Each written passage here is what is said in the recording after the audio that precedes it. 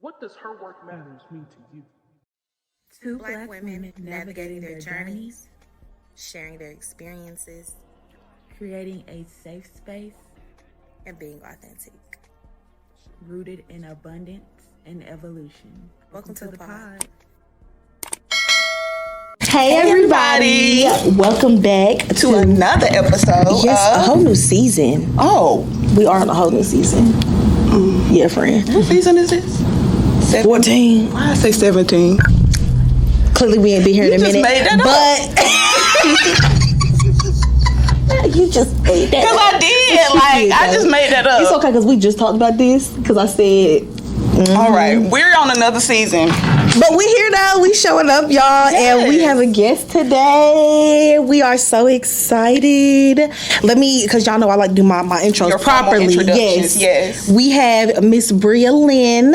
She is an event planner, lifestyle curator, and the founder of the Get Well Club in Durham, North Carolina. Ooh. Y'all clap it up. Miss Bria is here. So excited. Bria, we are excited to have you here because I follow you on Instagram. Okay. And first of all, your profile picture, T. Thank you. T. Love it. Every time I see it, I be like, let me look.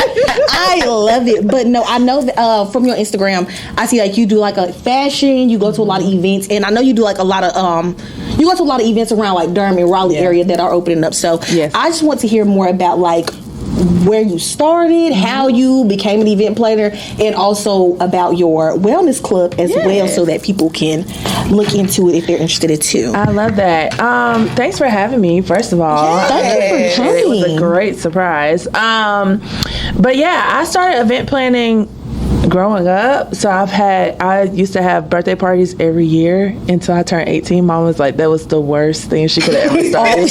And she was like, I just should never start doing that because she couldn't get out of it. Because once I got a whiff of it, I was like, oh girl, I'm planning my party like a year in advance. Yeah. Like as soon as the other party is over, I'm like, this is what I think we should do. So I think it started really like that. But as far as like professionally, I guess you could say, I did it in college. So my last 2 years, I went to A&T.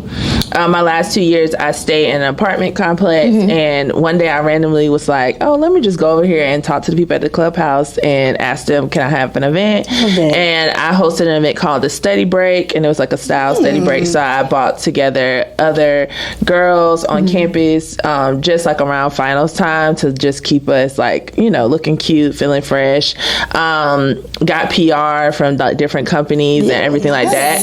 But yeah, I went to school for fashion, so nothing at all dealing with events, but events just bring me joy. And so that's really how I started. And then I started hosting events for kids. I've always worked with kids, and it kind of nicely transitioned into what I do now. Mesh well, all of it mesh well together. I love that. So I know you said that you went to school for fashion. Do you feel like fashion and events kind of work well for you together, like as far as like putting stuff together?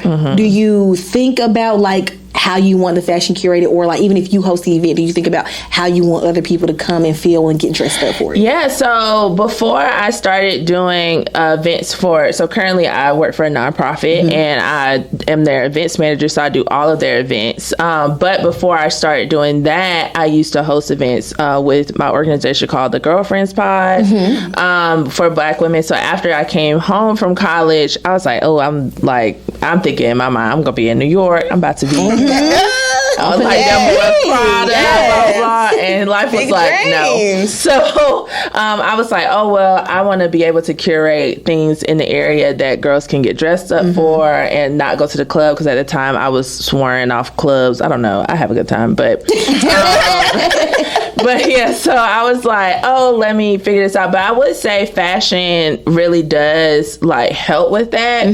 Mainly not so more of like what I want people to wear, but really the feel and style of the event. So not so much just like, oh, I'm having, boots and cats. It's a terrible thing.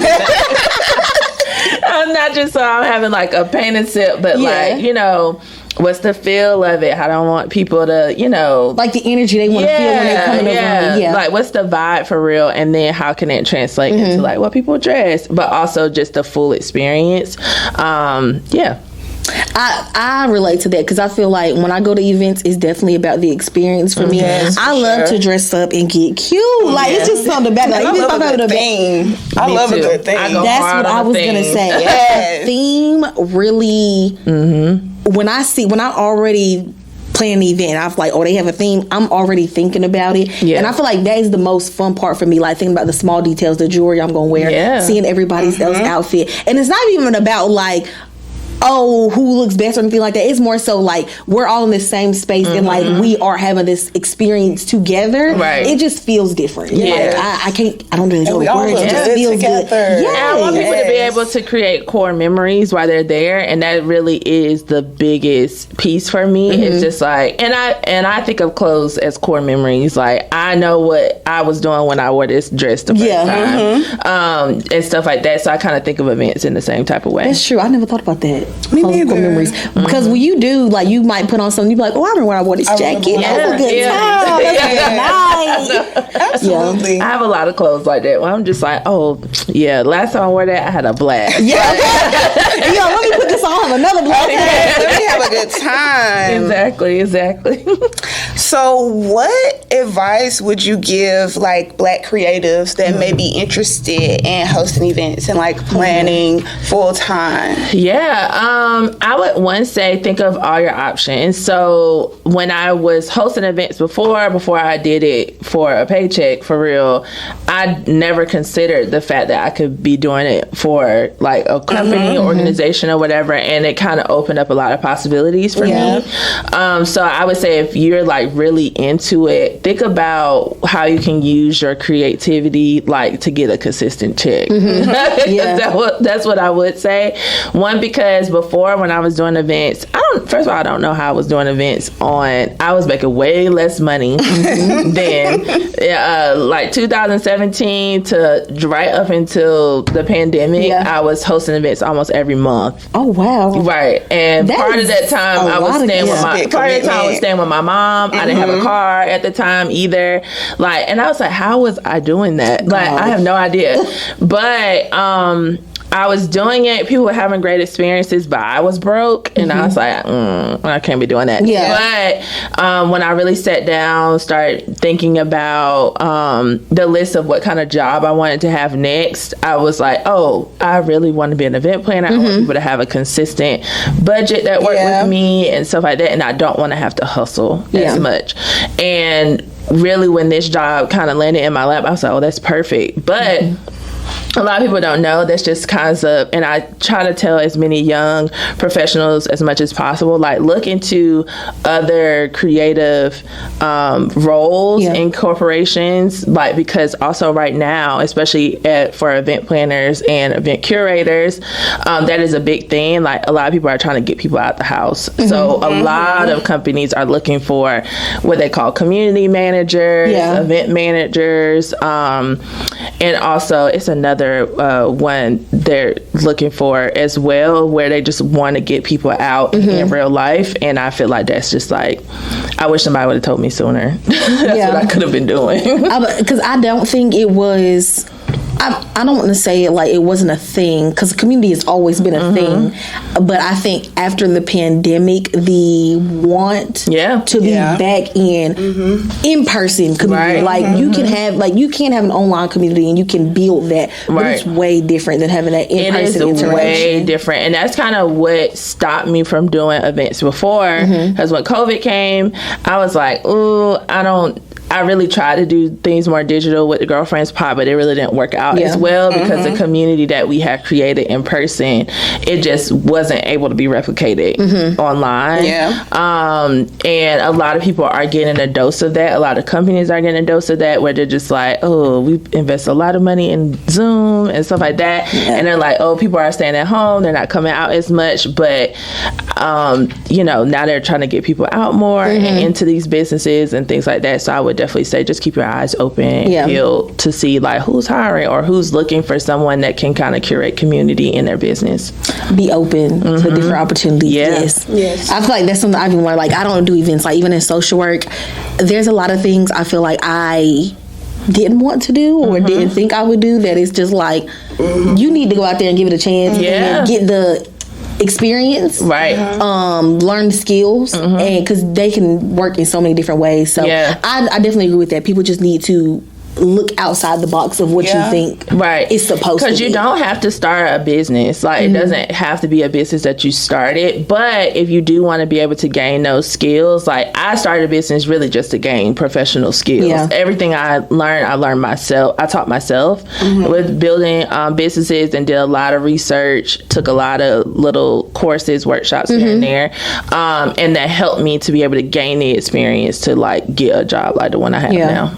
So would you say that if someone like has no like background in this, it's important for them to kind of put forth the effort to go out and find these opportunities and research for themselves? Yeah, especially for creatives, because you kind of do need a portfolio to be able to speak for yourself. And just being able to do the events I was doing on my own, that I took initiative and was like, oh, I have this grand idea and it's something I wanted to do. Luckily, I had a great supportive mom and family that kind of helped me build those things out. And then, you know, brought friends along and all that stuff. And they kind of helped me build a really good portfolio and skills that, like, when it was time for me to go to interview for this job, I could be like, oh yeah, I have experience doing this, doing this. I've gotten sponsorships for this and this.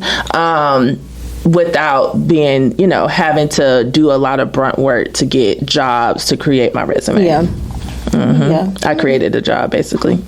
I love that. I'm about to say, I feel like that's happening more. That's happening more. And I was just about to say, like, even because I'm a social worker too, so I feel like in our field, there is getting to a point where I'm going to have to create like the position or the role that I want to see, because I don't see it. And it's like, how do you, because I'm a creative, so I'm like, how do you combine all these things? So I'm kind of like where you are. Like, I'm trying to figure out how I can combine all these things and make them work for me, but still, like, feel fulfilled in all the avenues that I like to do and I feel passionate about. Yeah, that is hard. And I would definitely say I call myself, like, a multi-passionate person. And I just kind of dibble and dabble in whatever feels good at the time. I'm so glad you said it. No, because that be me sometimes. I'm like, sometimes I just do what feels good. Like, in the moment, if I, like, literally before you came in here, we just talking, I said, I want to go to the studio and record something. She said, I learned something new about you uptown. I just feel like it. That's just what I feel like doing right now. And I'm just starting to learn too, now that I'm getting older, where it's just like, dang, I don't use my free will enough. And I'm just like, this is the perfect time to decide, oh, today I'm going to go to the beach. Like, I was planning, I'm off next week, and I'm like planning, I'm like, dang, what day could I go to the beach? I'm looking at my calendar. I was like, I can go any day I want to go. Like, I got a car, I can pay for gas. Like, any day I want to go. And I think it's the same thing when it comes to our careers and just hobbies. Even like, you have so many possibilities. You just got to decide what you want to do today, and it don't have to be the same thing you do tomorrow. That's true. So I have a question, because I know we have a lot of different women that listen and watch our podcast. So we're like not parents. I'm married. So for women who are in different areas of life, like, how would you, or what advice would you give them who are like, I'm trying to build this up, but this period of my life I'm in right now, I need to focus on this. Like, I don't have no extra wiggle room to give, but I feel like this is my passion. This is what I'm supposed to be doing. This is my purpose. What would you say to them to encourage them, or where even to start, even if something? That's a good question, because I would say at this point in my life, I am at a point where I don't have to hustle and grind, which I'm so thankful for, but I also had to get real with myself about that. And I was just like, girl, we have made it. Like, and that's cool. Now we can find something that might be a little more fun or whatever, and we don't have to, like, stay in this area where it's just like, oh, I'm trying to get to the next, I'm trying to get to the next. And for me right now, it's like, oh, I just need to focus more on my personal life, what are my personal endeavors and stuff like that. And I think once you figure out what you want to focus on, you just got to carve out time for it. So for me, that means, like, planning PTO, whether I'm going anywhere or not. Like I plan for PTO, but I'm just doing a staycation. My last 2 weeks of PTO, I've just been at home. Yeah, like because I'm like it's what I need to do. You don't need to do. Anything. I'm like it's what I need to do. It's a good way for me to focus on me and not have to worry about work. I'm still getting paid and all that stuff, and I think that's really what a lot of women especially like have to do. Like if you have the opportunity and the privilege, like just carve out some time and just be like, oh, okay, I'm gonna do what I want to do. I take most of the time, if I'm doing staycation, I take PTO to live my dream life. That's what I call it. I love that. Because I'm just like, this is great because one day I won't have to do this.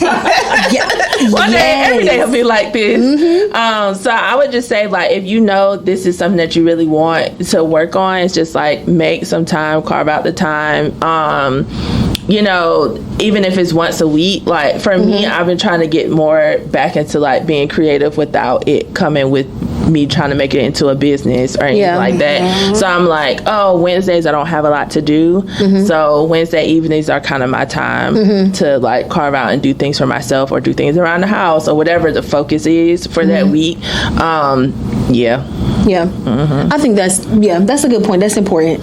Just make the time for it, honestly. Making the time for yourself is so, because if you don't, life is going to go. It'll pass you by. It'll pass you by. Yes, and you're catering to everything else and everybody else, and it's like, meanwhile, you're just going further and further back. Everything you want to do, all your hobbies, your passions, all the stuff that you have been thinking about, it's like they're just thoughts. Yeah, and also they said the reason why we feel like life moves so fast and so quickly when we get older is because we're not making core memories anymore. And it's like that's kind of been, ever since I learned that, I was like, that is such a good point. And I've been trying my best to like take some time to create core memories for myself, because if not, every day I feel like get up, the go same to work, I feel like that SpongeBob episode.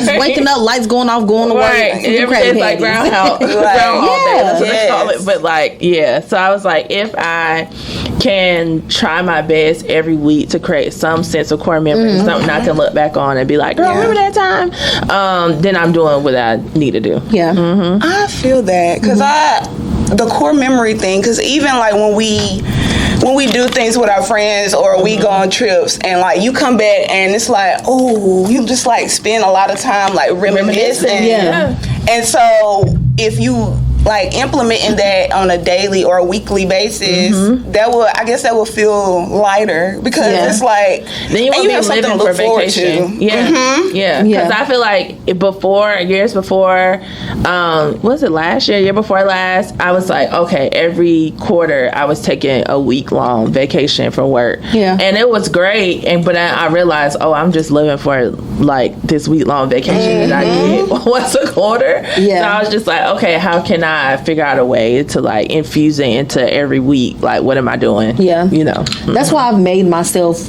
do things during the week, because I'm like, I cannot keep living for the weekend. Like, I get it. I don't always literally 2 days and 2 days, because and sometimes Sunday, that is true.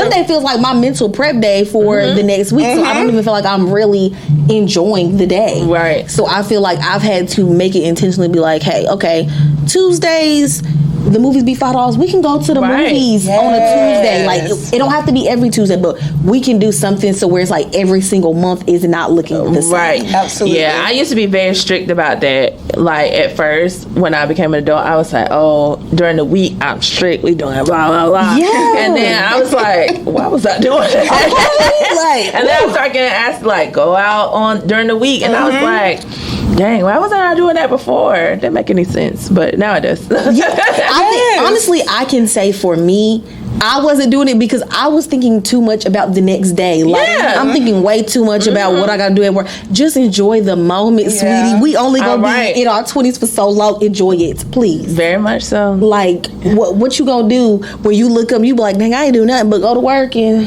come home. And even in college, like we used to go out on Thursday. Very good. We used to go out on Wednesdays. Like the weekend used to start early. Start the weekend early. Okay, I can skip this class.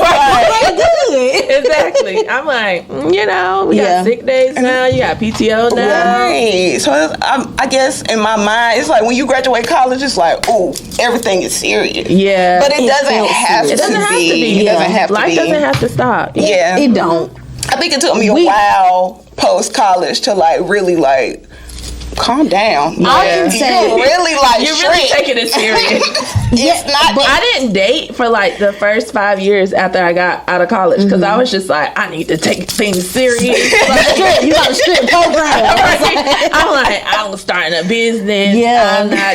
I'll be very like, girl. And that's why I be telling myself, I'm like, girl, we can be strict sometimes, but sometimes it's okay to just do the thing. Like, just do it for the plot sometimes. Just have fun. And you don't have to take it too far. We're not at that point in life anymore. Right. But it's okay to not just be by the book or what you think. And it's not even anybody else's book. Whatever book you have for your own life. Right. You can go off the page a little bit. It's okay. You can write a new page. Literally. I can scribble I on this. can rip this page out. I don't even want to do this no more. Right, Let's do something else. exactly. I'm like, I tell people that all the time. I remember I left my last job of 6 years, and the kids were just like, "And what are you gonna do?" And I was like, "I don't know." And they were just like, "What?" If you don't mind me asking, what were you doing previously? Before I was a middle school program coordinator. So I used to coordinate programming for another nonprofit for middle schoolers, so for after school and for the summer. Oh, nice. Cool. I like that. Yeah, so I did that particular position for 2 years, but I worked with middle schoolers for 6 years. But yeah, when it was time for me to leave, I was just like, they were like, "Where are you going next?" No idea. They were like, "What?" I was like, Sometimes adults don't know. Yeah. God got me. I'm like, sometimes adults, we don't know. I don't have a clue. Not one. That's the truth. I think as a kid, I used to think adults had it figured Everything. out. It just looks like they do. But becoming an adult, it's like, we all just figuring it out. Yeah, I have no idea. I don't know either. Question mark. I just happen to be responsible today. but I don't know what I'm doing. I'm like, I made it to work. Yeah. But, that's all I got. For sure. I'm a school social worker at an elementary school. So as like the kids, they just think so big of adults and like what you're able to do and like your powers. And I'm like, honey, I am an older version of where you are. Like, I still have somebody to answer to. Like, I still don't know what I want to eat, and I have to decide what I want to eat. Like, I'm responsible for me. I have to wash dishes, and I don't want to. Yeah, literally, don't want to do it. You get to go home, take that book bag off, get you a snack. Yeah. These kids don't even have homework no more, so get you a snack. Right. Maybe do homework if you have it, and then wait for your mama to cook dinner. I gotta cook the dinner. Yeah. Right. Yeah, that's true. Like, I am the mama of me. Okay, I'm the mama and the baby. That's what I'm saying. Like, I don't know which role I am, so don't think so high. That's why I be telling them, like, I don't, like, when they be like, I don't want to come to school, like, I don't want to come to work. Like, y'all think I want to be here? I would say, from their perspective, I do think it's a thing of, like, you get to make the choice of what you get to do. They get to tell me what to do every day. I get no choice. That is true. Yeah. I have no control. So it's like, that's why to me it look cool to be an adult, because it's like, you get to just go out. Yeah, that's crazy. Because when my mama tell me go to bed, I gotta go to bed. I gotta go right in there. Like, I bet not say nothing bad. It better not. Nah. Yeah. I think it's all. I feel like it's gonna always. You saying that reminds me of something. You know how people say, you always are going to be looking forward to the next thing that you want that you don't have, but somebody else who has it, they're like reminiscing on absolutely when they didn't have it. Yes, and I feel like that maybe that's the same thing like us growing up with kids, and it's like, dang, we wish we had this and we in that role, and it just keeps happening for everybody. It's just like we all are in the same boat. Yeah. Yes, literally. We just get older. Yeah. But like the things that we go through don't really change. They just evolve. Yes. Yeah. Yeah. You have to learn how to deal with it differently. Right. Ooh, facts. Yeah. That was good. Okay, well, I had two more questions. Okay, go ahead. So one, because you mentioned event planner and community curator. I want to know if there is a difference for people who do that. Like, what is the distinction between the two? Oh, yeah, I know that is currently an argument online. And I didn't even know.